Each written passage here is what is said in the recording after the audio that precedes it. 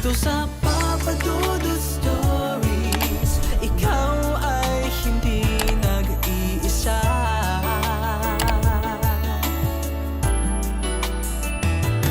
Dito sa Papa Dudut Stories, may nagmamahal sa'yo.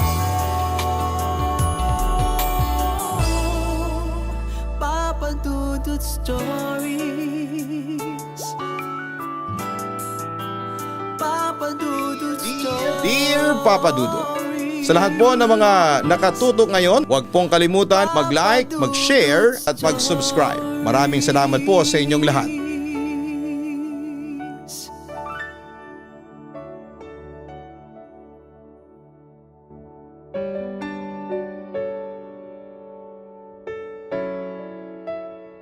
Dear Papa Dudut, tawagin niyo na lamang po ako sa pangalang LV. 37 years old na sa ngayon at nakatira dito sa Baisa, Quezon City. Isa ko sa mga tagahanga ninyo at pinapangarap ko talaga na maitampok ang kwento ko sa inyong programa sa radyo man o sa YouTube. At ngayon ay sa Spotify. Siya nga pala ang nilalaman ng istorya ko ay tungkol sa amin ni Januar. Papa Dudut, nung dumating si Januar, sa buhay ko ay alam kong siya ang lalaking para sa akin. Pero nang mga panahong yon, may boyfriend na ako, si Eldrin. Hindi ko naman mahiwalayan si Eldrin dahil na rin siguro sa awa at sa utang na loob. Marami kasing naitulong sa akin si Eldrin. At nakakahiya naman kung basta-basta ko na lamang siyang iiwanan. Kaya nga no choice ako noon kundi ang pagsabayin ko sila ni Januar. Napapansin ko na minsan ka na lang mag-text sa akin. Hindi ka na katulad nung dati. May ka-text ka ba na hindi ko alam? Tanong sa akin ni Januar. Kahit na hindi niya sabihin ay bakas ko sa boses niya ang labis na pagtatampo. Samantala ay nakaramdam naman ako ng matinding kaba sa sinabing yon ni Januar. Sorry, pasensya ka na kung naging madalang na yung pagte-text ko sa'yo. Kasi madalas ay hiramin ni Mama ang cellphone ko. Pero wala akong ibang ka-text. Pagsisinungaling ko sa kanya. Ngunit malakas ang kutob ni Januar at nahirapan talaga akong paniwalain siya. Talaga, LV? Hindi ba kayo textmates ni Eldrin? Panunubok niya sa akin. Ano ka ba naman? Pinagdududahan mo ba ako? Okay para sa ikakaluwag ng loob mo. Hindi na ako nag-text pa sa ex-boyfriend ko. Kaya huwag ka nang magselos pa. Sabi ko kay Januar. Oo, Papa Dudut, ang sabi ko noon sa kanya ay ex-boyfriend ko si Eldrin kahit na hindi. Nagpatuloy naman siya sa pagsiselos. Hindi ko maiwasan na hindi magselos dyan sa ex-boyfriend mo. Hindi sa insecure ako pero hindi ko maiwasan ang maasar at magalit. Lalo na't hindi mo matanggal-tanggal sa cellphone mo yung litrato niya. Pag-amin niya sa akin. Nagulat naman ako sa aking narinig. Teka, pinakialaman mo yung cellphone ko? Tanong ko ulit sa kanya. Hindi ko maitago noon ang kaba at disappointment sa kanya. Pasensya na kung pinakialaman ko yung cellphone mo nang walang paalam. Ayun, nakita ko yung mga litrato ninyo ni Eldrin. Bakit hindi mo pa binubura yun, ha? Ilang buwan na kayong wala. Tapos heto pa. Isa pa sa pinagsiselos ko bakit patuloy pa rin ang pakikipag-textmate mo dyan kay Eldrin? Bakit ka pa nakikipag-communicate dyan sa ex mo? Para ano pa? Question niya sa akin. Sa puntong yon ay huminga na lamang ako ng malalim. O sige, para matigil na yung pagsiselos mo. Buburahin ko na ang lahat ng litrato namin ni Eldrin sa cellphone ko. Papalitan ko na rin ang SIM card ko para hindi na niya ako matext. Paniniguro ko sa kanya. Alam mo, LV, kung gusto mo talagang burahin yung mga pictures ninyo ng ex mo, matagal mo nang ginawa. May pagtatampong wika pa rin ang second boyfriend ko sa akin. Pagtatalunan pa ba natin to, Januar? Gusto mo mag-away pa tayo? Bago tayo pumunta sa mga magulang ko? Naiiritang tanong ko sa kanya. LV, tapatin mo nga ako. Mahal mo ba yung ex mo?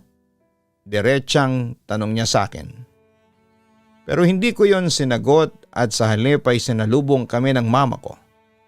Mainit namang tinanggap ni mama si Januar, pero kapansin-pansin na nag-uusap silang dalawa ng masinsinan habang nagtungo ako noon sa banyo para umihi.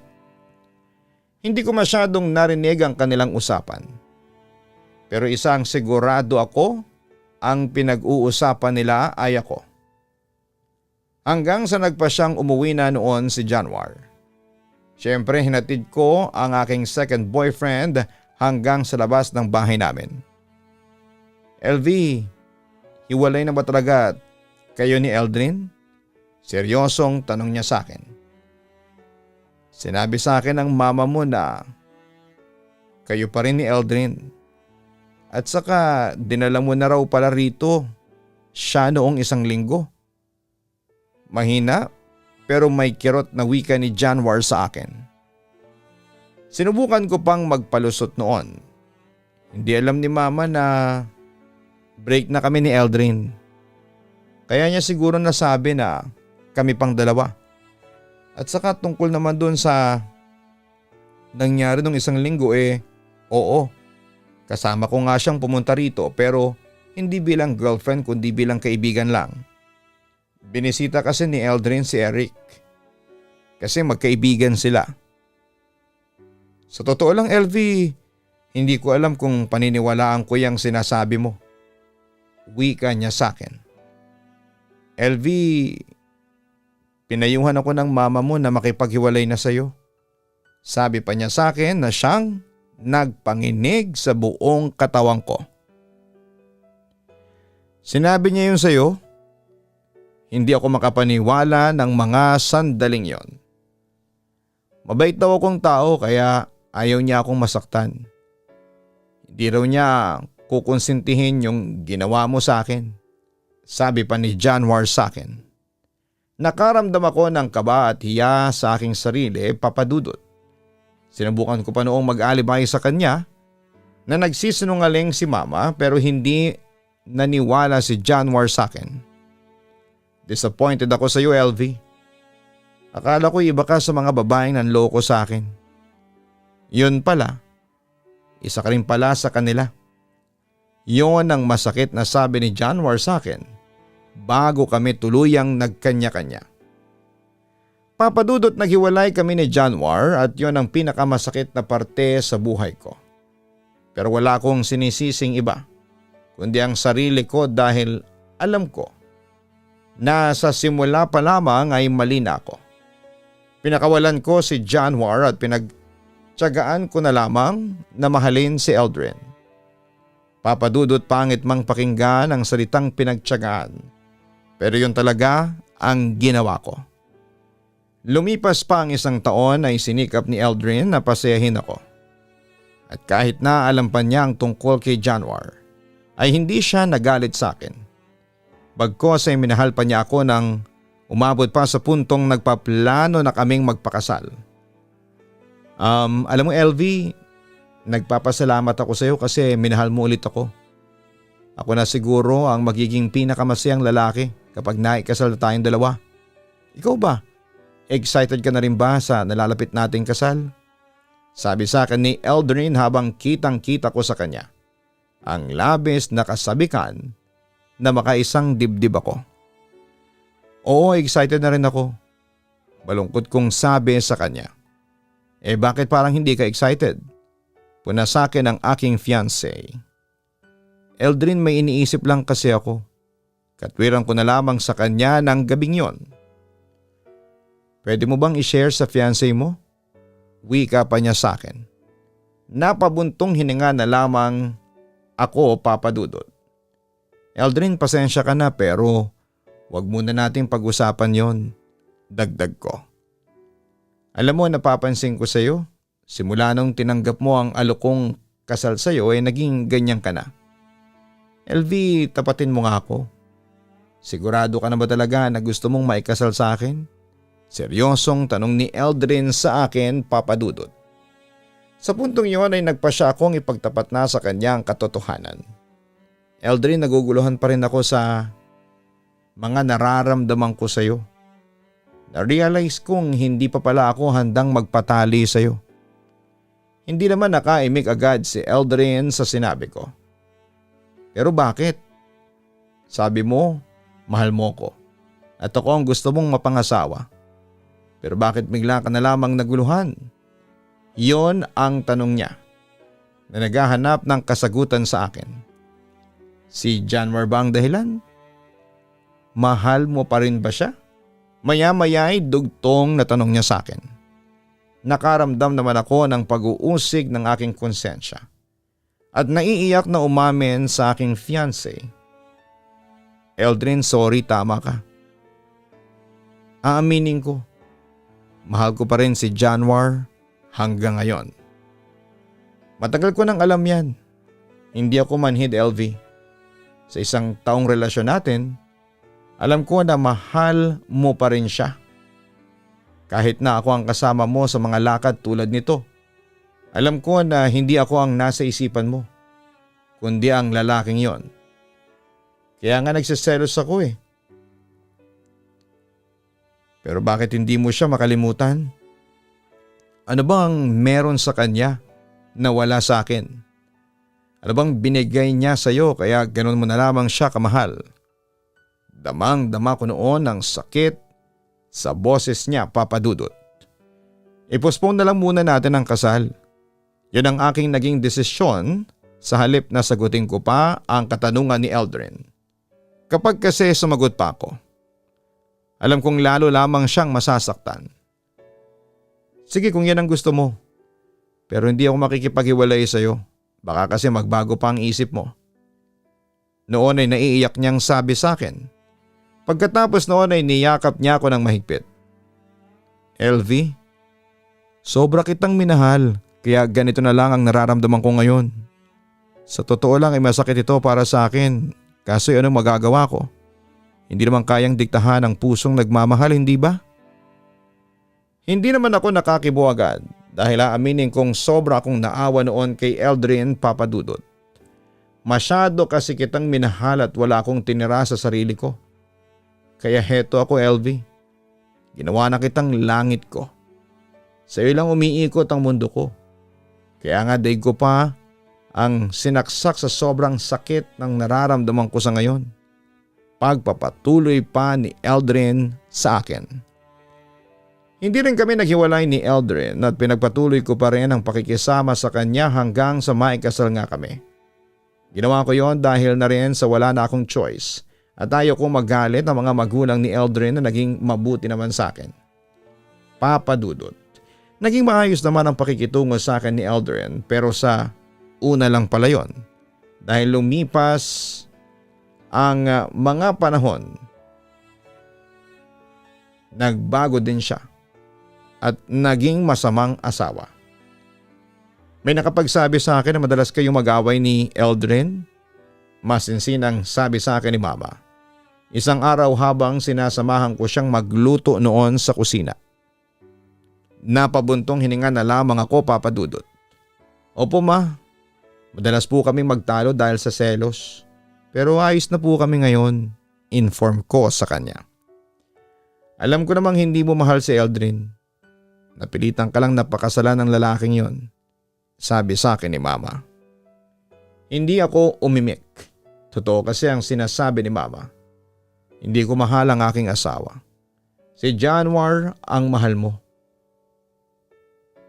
Hindi siya, hindi ba? Pagpapatuloy pa ni Mama.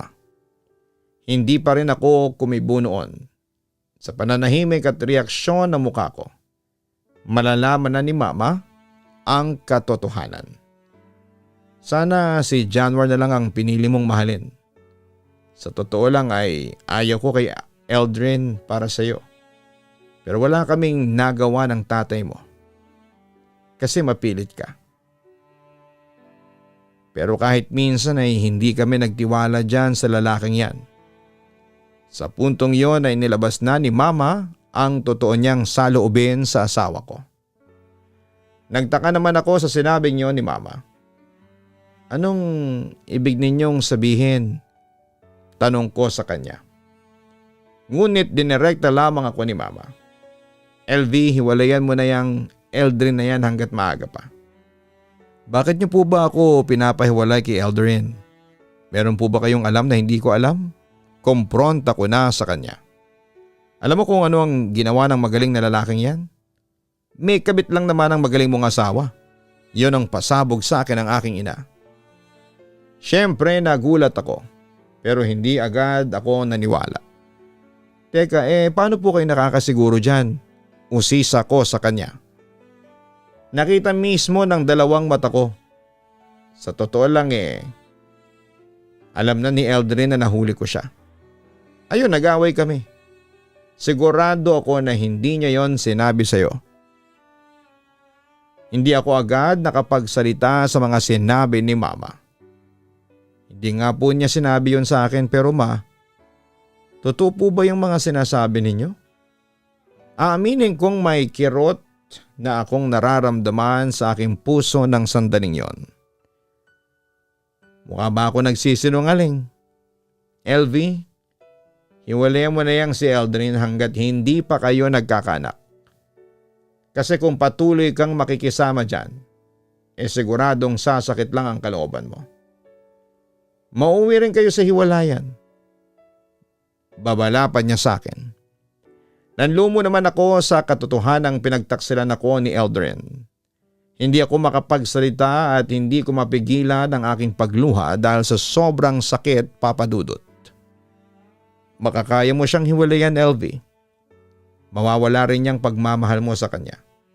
Sa oras na mahuli mo siya sa aktong nagtataksil sa iyo. LV, matalino ka. Kaya gamitin mo yung talino mo sa pagpili ng lalaking sasamahan ka. At mamahalin.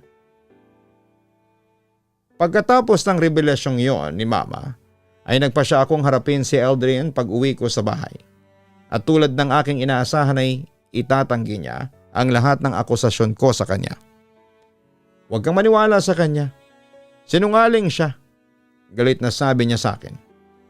Hindi ko kabit si Princess. Magkaibigan lang kami. Ang lakas mo mag-alibay kahit na buking ka na?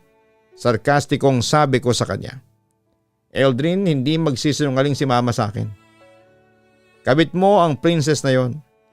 Kumpronta ko sa kanya.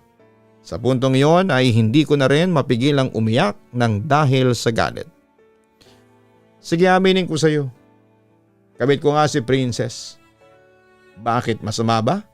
Sarkastikong sabi ni Eldrin sa akin. Nagulat at nanlaki ang aking mga mata sa pag-amin niya sa akin. Para ba kasing proud siya na ipangalandakan sa akin na may kabit siya. Sasampalin ko na sana si Eldrin ngunit agad niyang sinalag ang aking kamay. Huwag mo akong sasampalin. Bago mo ako saktan, isipin mo muna kung ano yung mga pagkukulang mo sa akin. Alam mo, LV, hindi naman ako manlalamig sa iyo kung hindi mo rin kagagawan. Hindi ako mangangabit kung ako lang ang mahal mo. Kahit ano pang idahilan mo, hindi pa rin katwiran na lokohin mo ako. Naibulalas ko sa kanya sa sobrang galit. Bakit ikaw? Pinigilan ba kitang mahalin mo si Januar? Hindi naman, di ba? Balik niya sa akin. LV, alam ko na mahal mo pa rin ang lalaking yon hanggang ngayon. Masakit yon sa akin. Hanggang ngayon. Masakit yon sa akin pero tiniis ko ang lahat. Kaya ako naghanap ng pagmamahal sa iba kasi hindi ko na kaya pa yung pagiging panakip-butas. Sabi pa niya sa akin. Hiwalay mo na yung kabit mo, Eldrin. Panakip-butas ka man o hindi ay wala ka pa ring karapatan. Na mga bit kasi ako ang asawa mo. Kasal tayo. Giit ko sa kanya. Kung dati nagpapapi ako sa'yo, pues hindi na ngayon. Hindi ko hiwalayan si Princess kahit na ano pang mangyari. Pagmamatigas pa niya sa akin. Kung gusto mo maghiwalay na lang tayo. Total yun naman ang matagal mo nang minimithi, hindi ba? Paghahamon pa niya sa akin. Hindi ako makikipaghiwalay sa'yo. Hindi, Aldrin, kahit na anong mangyari, paglalaban ko pa rin ang karapatan ko bilang asawa mo. Giit ko sa kanya. Papadudot aminin kong kasalanan ko ang lahat. Kaya naging ganoon si Eldrin dahil sa patuloy pa rin ang panlalamig ko sa kanya. Dahil nga si Januar ang mahal ko. Pero sa kabilang banda ilang taon na kaming walang komunikasyon ni Januar kaya nagdesisyon na lamang ako na kalimutan na ang kahibangan ko kay Januar. Samantala ewan ko ba kung bakit ng mga panahong yon ay pinaglalaban ko pa ang karapatan ko kay Eldrin bilang asawa niya. Kahit na hindi ko naman siya lubos na mahal. Siguro dahil sa pera. Oo, pangit mang pakinggan pero marami kasi kaming naipundar ni Eldrin kaya ayaw kong mawala lang yon ng dahil lamang sa isang kabit. Kaya nga papadudot isang palabang asawa ang humadlang sa kanila at pinaglaban ko kung ano ang alam kong pag-aari ko. Papadudot hindi nagtagumpay ang kabit ni Eldrin sa pagkamal ng mga ari-arian namin ng asawa ko. Pero sa kabilan ng lahat ng paglaban ko ay hindi ko na hinangad pa ang pagmamahal sa akin ng asawa ko. Hinayaan ko na lamang si Eldrin basta wag lang siyang lulustay ng pera para lang sa babae. Samantala isang araw ay naisipan kong isearch si Januar sa Facebook at yun nga nakita ko siya. Doon ay hindi na ako nagdalawang isip na makipag-chat sa kanya. At doon na nagsimula ang komunikasyon namin na nauwi rin sa madalas naming pagkikita. Hanggang isang araw, isang pag-amin ang aking ginawa. Mahal pa rin kita, Januar. Pag-amin ko sa kanya. Nagulat siya sa aking sinabi. Pero paano na si Eldrin? Kasal kayong dalawa. Pag-aalala niya. Aaminin ko sa iyo. Mas mahal kita kesa sa asawa ko. Ang totoo nga niya na hindi ko naman minahal si Eldrin. Pagtatapat ko pa sa kanya. Ikaw, huwag mong sabihin sa akin na lipas na ang mga nararamdaman mo para sa akin. Panunubo ko sa kanya. Sige, aminin ko mahal din kita. Kaso'y nagdadalawang isip ako kung pupursigihin ko ba itong nararamdaman ko para sa iyo. At alam mo na ang dahilan. Sabi niya sa akin. Ayaw kong manira ng pamilya. Ayaw kong maging dahilan para magkahiwalay kayo ng asawa mo. Ayaw ko na ako pa ang maging dahilan ng malaking problema mo sa buhay. Sabi pa niya sa akin. Pero Januar, kung pipigilin natin ito ay magdurusa lang tayo. Insist ko sa kanya. Hindi ko kailanman minahal ang asawa ko, Januar. Kung ganoon sana, hindi mo na lang siya pinakasalan. May bakas ng panghihinayang ang boses ni Januar nang sabihin niya sa akin yon. Paanong hindi ko siya pakakasalan? Iniwan mo ako nun. Januar, sobra ko nasaktan sa ginawa mo sa akin. Nakipaghiwalay ka sa akin nang hindi man lang inaalam ang katotohanan. Paalala ko sa kanya. Oo, maaring pinagsabay ko kayo ni Eldrin noon. Pero ikaw ang nakatakda ko sanang piliin noon. Kaso iniwan mo ako. Kaya naging panakipbutas ko na lamang si Eldrin. Ang sabi ko pa sa kanya. At ako pa ngayon ang pinapalabas mong may kasalanan? Umiling ako bilang sagot sa kanya. Hindi sa ganon, Januar. Maaaring nagkamali ako pero dati yon. Pinagsisihan ko na yon. Bigyan mo naman sana ako ng isa pang tsansa. Pakiusap. Yon ang sabi ko sa kanya para lamang kumbinsihin siyang ipaglaban ang pagmamahala naming dalawa. Papadudot pinaglaban ko ang pagmamahal ko kay Januar pero nabigo ako dahil ayaw talaga ni Januar. Pero sa kabila noon ay hindi ako nawala ng pag-asa at patuloy ko siyang kinulit. Yun nga lang, kasabay din noon ang panggugulo sa kanya ng asawa ko. Kaya hindi makuhang makipaglaban sa akin ni Januar dahil siguro sa takot na ma-involve sa kaguluhan. Samantala isang araw ay isang desisyon na ang ginawa ko na tatapos ng lahat. Bakit ka ba ganyan kung makatrato ka sa akin ha, LV? Parang hindi mo ako asawa ha. Sabi sa akin ni Eldrin nang minsang kumprontahin namin ang isa't isa dahil sa pananakit na ginawa ng asawa ko kay Januar. Sana hindi na lang kita pinakasalan. May pagsisising sabi ko sa kanya. Sa puntong yon ay umiyak na sa harapan ko si Eldrin. Sana nga hindi mo na lang ako pinakasalan.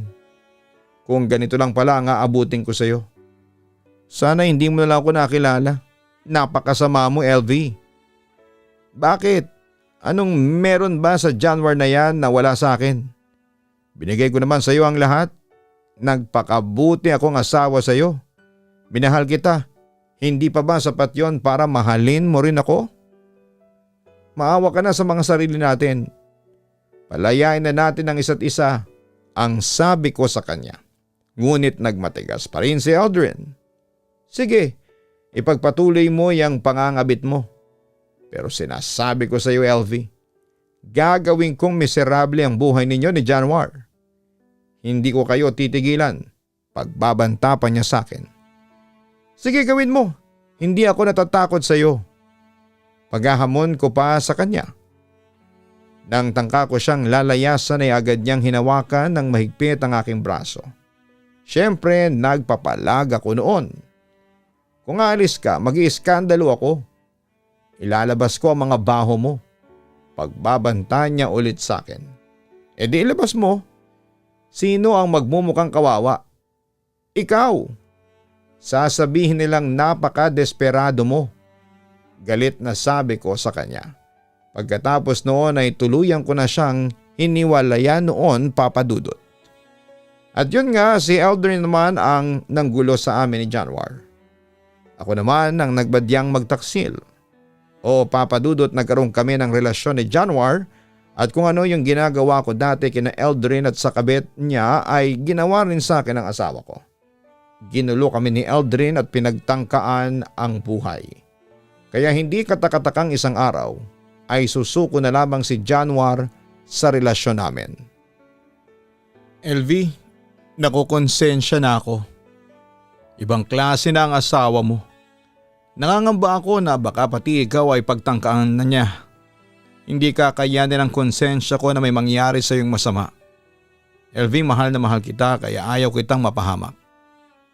Kaya nga nakapagdesisyon na ako. Panimula ni Januar habang ako naman ay nakakaramdam ng kaba habang binabanggit niya ang mga salitang yon. Gusto ko nang makipaghiwalay sa iyo, LV. Pagpapatuloy pa niya. Pero mahal kita, Januar. Pakiusap naman. Halos magmakaawa ako sa kanya na bawiin ang kanyang sinabi. Lumayo ka na sa asawa mo at lumayo ka na rin sa akin. Kapag nalaman kasi ni Eldrin na magkasama tayong dalawa ay hindi niya tayo titigilan. Hindi niya tayo patatahimikin, ang sabi pa niya sa akin. Sa puntong yon ay nakaramdam na ako ng disappointment sa kanya, Papa Dudut. Duwag ka, Januar, na ibulalas ko. Oo, duwag nga siguro ako. Natatakot ako kasi hindi sa lahat ng oras ay may pagtatanggol kita laban sa mga taong nananakit sa iyo. LV, sana'y mapatawad mo ako. Malungkot niyang sagot sa akin. Hindi ko naman napigilang umiyak pagkatapos noon. Masakit ito para sa akin, LV. Pero para din sa iyo ito. Sana'y maintindihan mo ako, ang sabi pa ni Januar sa akin. Januar, please. Huwag mo naman akong iwanan. Pagmamakaawa ko pa noon sa kanya. Ayusin na muna natin ang mga gusot sa buhay natin. Kapag ayos na, saka natin ipagpatuloy ang lahat. Final na ang desisyon ni Januar noon, Papa Dudut. Sabihin mo na kasi kung hindi mo na ako mahal. Hindi yung puro ka palusot. Ano? Kasi kung talagang mahal mo ako ay magkasama tayong lalayo sa asawa ko. Isang tao lang si Eldrin. Kaya natin siyang labanan kaya hindi ka tuwira na natatakot ka para sa seguridad mo. Mas magiging ligtas tayo kung magkasama tayong dalawa. Katwiran ko sa kanya.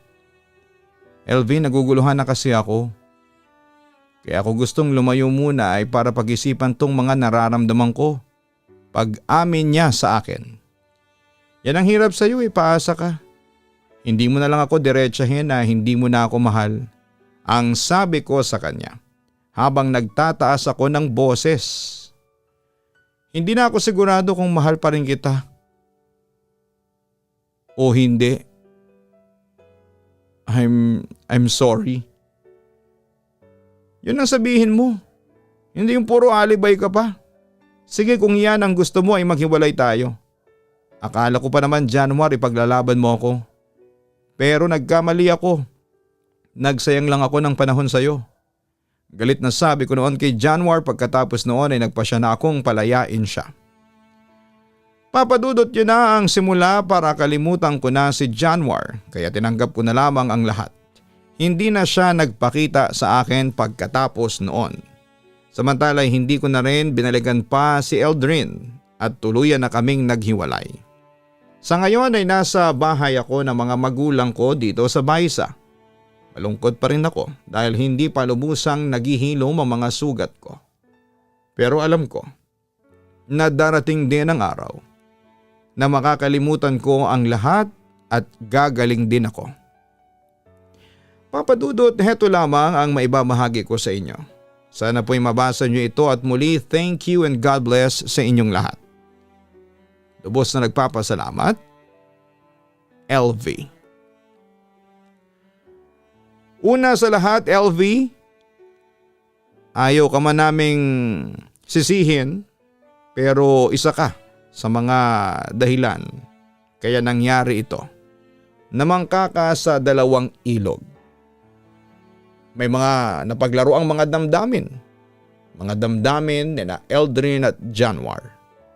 Sa huli natikman mo ang resulta ng iyong pagkakamali. Oo, maaaring naiintindihan ka namin na nalilito ka noon kung sino sa dalawa ang tunay mong mahal. Ngunit hindi pa rin sapat na dahilan yon para mangaliwa at paglaruan ang kanilang damdamin.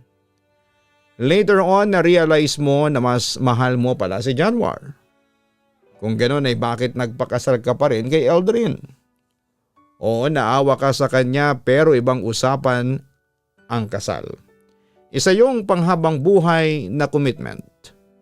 Kung hindi ka handa sa ganong klaseng responsibilidad ay huwag kang magpapakasal. Basta-basta. Ang matrimonyo ay sinasagawa ng taong nagmamahalan.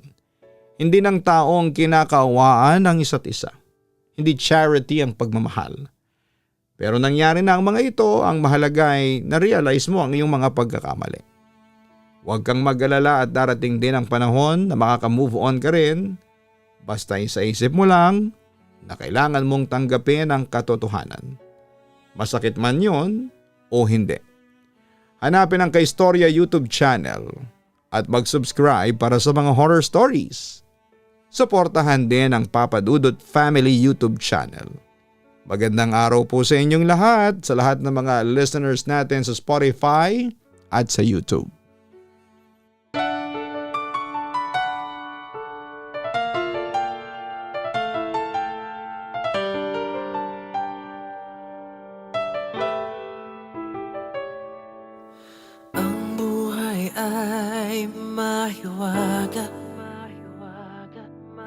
Laging may lungkot at saya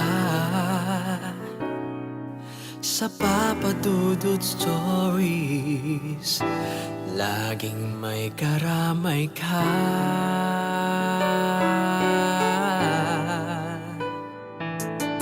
Mga problemang kay bigat, pakikinggan ka sa Papa Dudut Stories. Kami ay iyong kasama dito sa Papa Dudut Stories. Ikaw ay hindi nag-iisa.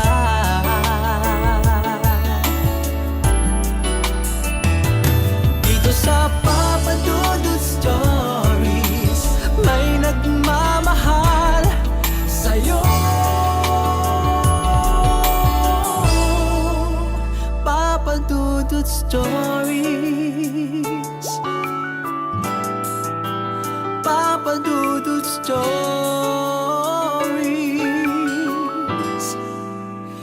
Papa Dudut Stories.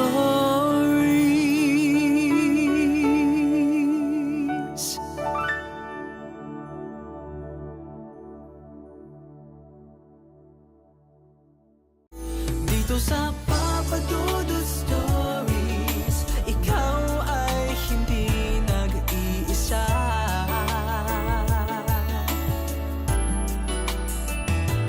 Dito sa